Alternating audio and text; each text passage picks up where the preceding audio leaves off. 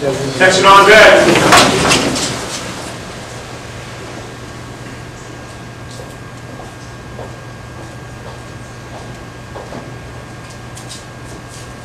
Just take your seats. Morning, ladies and gentlemen, and honored guests. Welcome to the graduation ceremonies of Scout Sniper Class 1-95. My name is Sergeant Shimmick. I'm the Chief Instructor here at the 1st Marine Division Scout Sniper School. At this time, it is my pleasure to introduce to you the instructors who are responsible for training the Marines who are sitting here before you today. Starting with Sergeant Delay for Mission Planning, Sergeant Pickering, Sniper Employment, Sergeant Marzi, Basic Skills, Sergeant Williams, Employment, and myself, I instructed for marksmanship. Here at Scout Sniper School, we train and have trained Marines from the Scout Sniper platoons in the division, from the Recon Company, Force Reconnaissance, Army Rangers, Special Forces, the Navy SEALs, as well as local, state, and federal law enforcement officers, which just goes to prove and reinforce the fact that Marine snipers are the most highly trained snipers across the country and around the globe. During this course, the students are taught the following subjects. For mission planning, 100 hours. Advanced marksmanship for 222 hours. Sniper employment for 22 hours. Fire support for 20 hours. Land navigation for 16 hours. And basic sniper skills, which consists of stalking, individual movement, concealments, range estimation, observations, and Kim's games for 171 hours, and various field exercises for 150 hours, which totals up to 680 hours and 55 training days. But what this breaks down to is these Marines are here for 55 days of training, and each one of those days lasts at least 12 to 14 hours long. This course is intense, it's very demanding. These Marines here, these 8 Marines sitting here before you today, are here out of a class that started with 19. This just goes to prove that these Marines have the drive, the determination, and the dedication to have what it takes to bear the proud title of a Marine Scout Sniper. Now I would like to introduce the Director of Division Schools, Captain Morano. Thanks, Sergeant Shimmick. First, I'd like to take an opportunity to thank the families and the fellow Marines for coming out and showing your support for these 8 fine Marines who are sitting before you today. The Marines that are here, graduating from Scout Sniper School, it's been 10 weeks that you've been down here now. You've gone through a lot of training and a large growing experience for each of you in the Marine Corps. You're coming out of here rededicated in the fundamentals of why you initially became a Marine. But don't ever forget the principles that you were taught. Basic marksmanship, the advanced marksmanship. Bring that back to the fleet with you. Bring that back to your units. I see a lot of your platoon sergeants, your platoon commanders, fellow stay and Scout Sniper platoon comrades out here. Make sure when you get back out to your unit that you continue to train. I'm sure that each of you have seen in different units all too often, a Marine like yourself comes back out at 100% knowledge, and then over time those skills atrophy. Please go back out, make sure that you keep sharp. Again, I want to congratulate each of you for your fine performances to be down here at Division Schools. You've earned the title of Marine Scout Sniper. Thank you.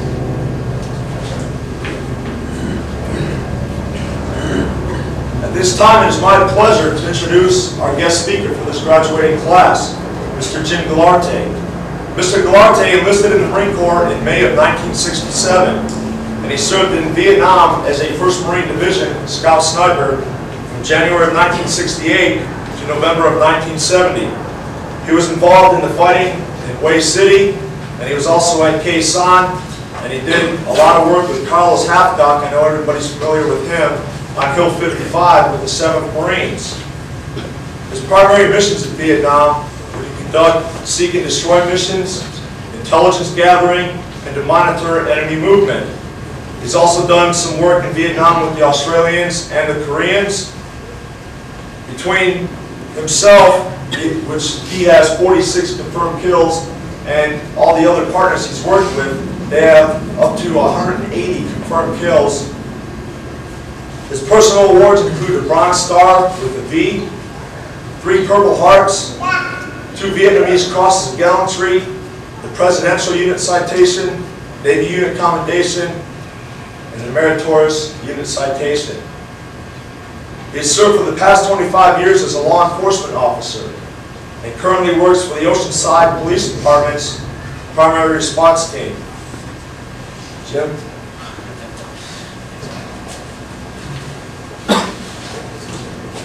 Well, I want to go on record and thank your staff and graduates and folks out here for allowing me to be here this morning. It's always a privilege to come out here and graduate another class of the best of the best. And I'd like to take this opportunity to share a story with you, because it's not often I get the chance to come out here during the holiday season and talk about these guys that, like yourselves, were Scout Snipers. And our primary objective, obviously, and the mission that we were asked to do, besides being pathfinders and leading our comrades in and out of situations, is sometimes, I guess we call, doing the duties that are not really important. And this particular day, during the TED of '69, 12 snipers were picked to guard a ridge and at the border of Laos and Vietnam. And on this overlooking into this valley was a major thoroughfare that the NVA were using to infiltrate the country. During the TED offensive, once we geared down, because it's supposed to be a non-offensive operation, because we hold what we have, because it's a ceasefire. So this avenue was not supposed to be a major thoroughfare. This was to be just watch the road, monitor the enemy movements, and if you need any help, you've got a radio, call us up, but basically you guys are back with the rear with the gear mentality. The intelligence people, along with the senior staff officers, said, these are the objectives. We're moving bulk of the Marine Corps to these areas because we figured if we're going to be infiltrated or the ceasefire breaks down, here's where the NVA is going to hit us. And so we felt pretty comfortable with that. Rear with the gear for the first time up at Sum Hill, the border of Laos and Vietnam, for a better rear with the gear scenario. And they gave us all the things that we needed. We had enough ammunition, food, had communications for the first time, because in Vietnam, the snipers never had basically communications. You go out in a pair of twos, and your communications are either mirrored, or you know where all your friendlies are, and you make contact with them. But we didn't have radio communications with any other units. You had to make visual. So it was nice to have a radio. Of course, we really didn't know how to use it, but we, hitting this, and Bill, this is Bob, what do you think? And I need artillery, and we had a lot of fun. The 2 guys watched the road from the hill there. The rest of us were turning some bush into a Christmas tree and getting all our sea rations and making our own Christmas tree, because we figured we're going to end up having Christmas on this ridge. Well, just like anything else, that can probably turn to poop. Our intelligence people told us that obviously we have nothing to worry about, so just kind of, look at the magazines and talk about, share photographs and things like that. But along and behold, a regiment-sized NVA decided to come down that road. And obviously, the 2 guys that were watching the road came back and shared that information with us. And we decided, well, our orders are to hold this ridge. So I probably had, in a long sense, I probably had the first fully automatic Remington 700. So, and luckily these guys knew how to use the radio, because I'm probably 19 years old and I'm a Lance Corporal, and I remember they showed me a radio once, but during the sniper schools and the other training that we had to go through, the radio was not an important part of our training. So luckily these smarter snipers that we had with us were able to get on that radio and call air and artillery, and we took those people on. And in taking them on, obviously they were sending us help at the same time, and they had had a company mount up, and we were moving the company out to reinforce us. But we had to, for a number of hours, we were on our own.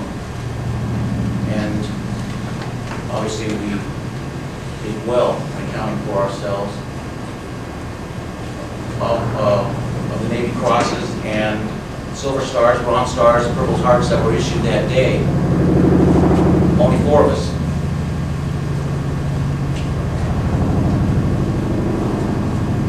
Only 4 of us who walked off that ridge.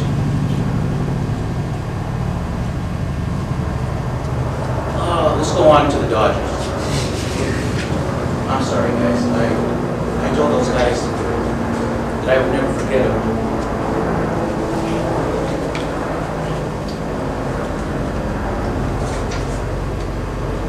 But anyway, that's what the job's all about. And like the captain had told you, training that you've received, take back. You guys will be surprised, and I know sometimes it's changed a lot in the last 30 years, how we're deployed. But you're still the eyes and ears of your companies, your platoons, your battalions, whatever. You're going to get them in, you're going to get them out. You're going to oversee them as guardian angels. Because as they're moving back or they're moving forward, you've got the big picture. They're going to count on you for all the intelligence gathering that you come up with, or you hold the ground so the movement can be made safely. I think the movie media is starting to recognize the importance of snipers. Besides the movie itself, you see it in Navy SEALs. You see it in Clear and Present Danger. The sniper role and how important it is in missions and making them either successful or non-successful, or bringing everybody out with you, or whatever the scenario may be. The snipers have played an important role in those pictures and showing you how important you are. 10 weeks of training that some of our peers don't get, and you were selected from your staff to represent your units to obtain this training, so whatever mission is called for you to perform, you will do it to the utmost. I guess we've always had so-called snipers since 1775 and those yard arms. I mean, I take my hat off to those guys shooting from those yard arms onto the enemy ship decks. When they didn't have all the camouflage and ghillies and all this, they took it on, met the mission. The same Marines in World War II in Korea. Didn't bat an eye, just picked up a scope rifle, went out there and did it. So, I take my hat off to you. If these folks don't realize what you've done in 10 weeks, then I know you will tell them. And you'll share it with them. So we get another class here of the best of the best, so they can go back for whatever mission you end up being called upon. Remember, you're our 911 now. That's what they're calling you folks. No longer basically, mount them up, let's go. Do the troubleshooters.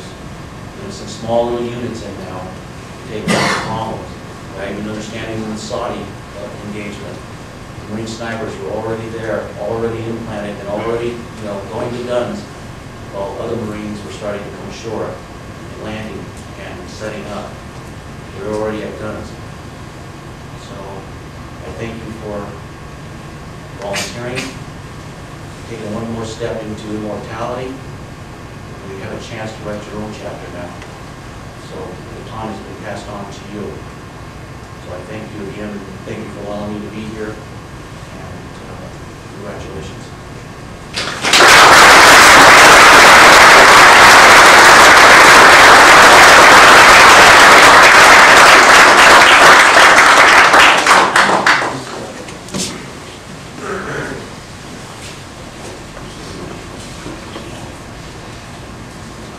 Corporal Barton, DS, 1st Battalion, 1st Marines.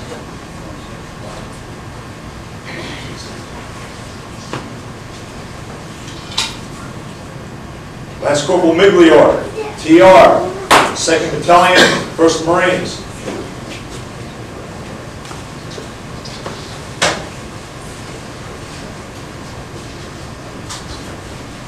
Lance Corporal Tracy, GL, 2nd Battalion, 1st Marines.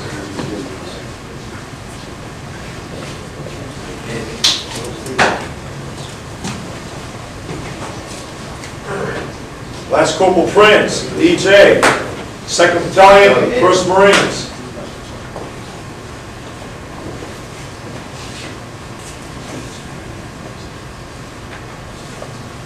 Lance Corporal Kabitsky, KE, 2nd Battalion, 4th Marines.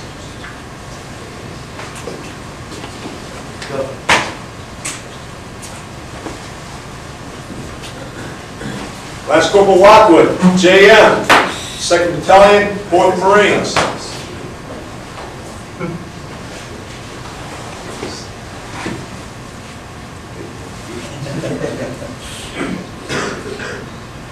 Lance Corporal Ray, CM, 2nd Battalion, 5th Marines.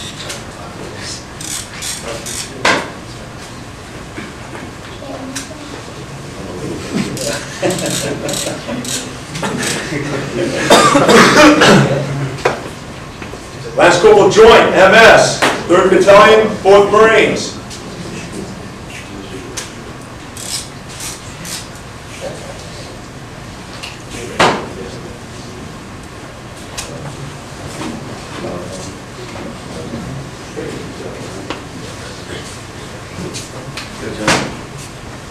At this time, I would like to recognize the class honor graduate, Lance Corporal Prince, front and center. United States Marine Corps. Attention to order. United States Marine Corps, Certificate of Commendation. The Director of Division Schools takes pleasure in commending Lance Corporal Derek J. Prince for exceptional performance while a student in the 1st Marine Division Schools Scout Sniper Course, Class 1-95, from 10 October 1994 to 16 December 1994. Throughout the rigorous course of instruction, Lance Corporal Prince consistently demonstrated superior leadership, professional knowledge, and intense desire for excellence. These achievements resulted in his designation as class honor graduate in a class of 8. His sustained exemplary performance and academic achievement in the Scout Sniper skills has brought great credit upon himself and upheld the highest traditions of the United States Marine Corps and Naval Service. J.A. Morano, Director, Division Schools, Captain, U.S. Marine Corps Commanding.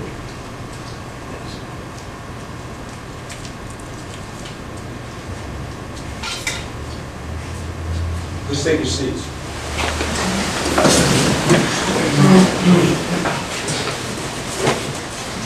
As I was,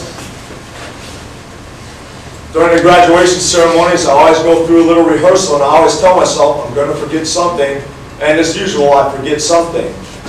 Well, what I forgot to do this time was every class to our honor graduate, we award him a plaque from the instructors to show him the dedication that he's given to the course. We're returning it to him by giving him a plaque. And it says, presented to Lance Corporal Derek J. Prince as honor graduate 1-95 for superior performance. Job well done, Semper Fi Sniper. Lance Corporal Prince. Always forgetting something.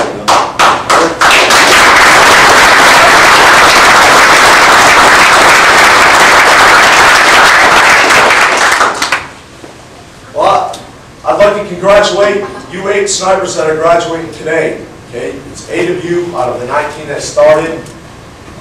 That's a pretty good deed, a big thing that you've accomplished, something that you've worked hard for. You sweat a lot, you lost a lot of sleep, you went hungry many nights, but it's all for a good cause, and hopefully you're going to take that and continue on.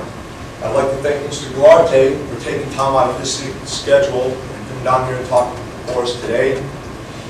Captain Morano for taking time out to come down here. I'd also like to thank the families, the wives, the girlfriends, Marines from the unit, and the unit commanders that came down here today to show the support for your Marines. Ladies and gentlemen, at this time I present to you the graduating class of Scout Sniper School 1-95.